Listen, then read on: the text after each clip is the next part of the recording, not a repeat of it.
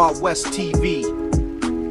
Ismailia ambapo Simba Sports ameweka kambi la takriban siku 4 kuelekea mchezo wao wa mkondo wa kwanza dhidi ya Al Masry, mchezo wa kombe la shirikisho barani Afrika. Na mubashara kabisa kutokea huko tunaambiwa hali ya kikosi cha Simba kiko sawa na kipo tayari kwa ajili ya mchezo dhidi ya Al Masry, huku mambo yakiendelea kuwa freshi, yakiendelea kuwa kamili gado kutokana na namna ambavyo kocha Fadru anaendelea kukinoa kikosi hicho. Waandishi wa habari ambao wamesafiri na Simba kutokea huko wanatuthibitishia kwamba kwa namna ambavyo Simba inaonekana ipo tayari na inautaka mchezo, lakini mabadiliko makubwa ya Simba Sports miaka ya hivi karibuni yameendelea kufanya jina la Simba Sports kuendelea kuwa kubwa na kutajwa sana, hasa huko katika nchi za Kiarabu. Tukitolea mfano jambo dogo tu, katika kundi ambalo Simba alikuwepo kombe la shirikisho safari hii, alikuwa na dhidi ya Sfaxien ya kutoka pale nchini Morocco, lakini pia alikuwa dhidi ya Constantine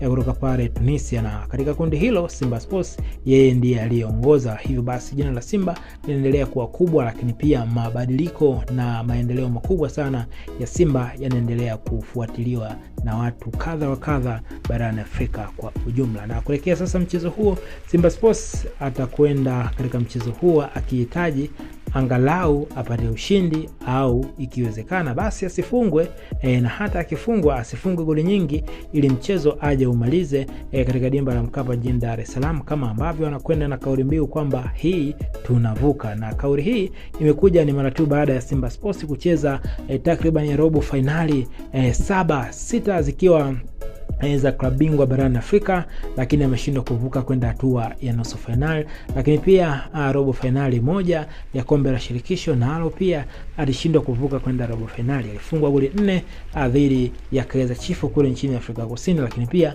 akafungwa goli akaja kushinda goli 3 hapa jijini Dar es Salaam, akashindwa kwenda katika hatua ya nusu finali kwa aggregate ya goli 1-0. Hivyo basi safari hii katika robo finali nyingine ya 8, ukiweka robo finali 6 za klabu bingwa na robo finali 2 la kombe la shirikisho, Simba Sports wamekwenda na kauli mbiu kwamba safari hii tunavuka, wakiamini kwamba safari hii Simba Sports anakwenda kujipatua, anakwenda kupigana kwa namna moja au nyingine ili ahakikishe anavuka kutoka hatua ya robo finali kwenda katika hatua ya nusu finali. Tuandike pia maoni yako katika sehemu ya comment juu ya hiki ambacho kinaendelea. Je, Simba Sports atafanikiwa kuvuka au wewe mtazamaji wa channel yetu unaonaje?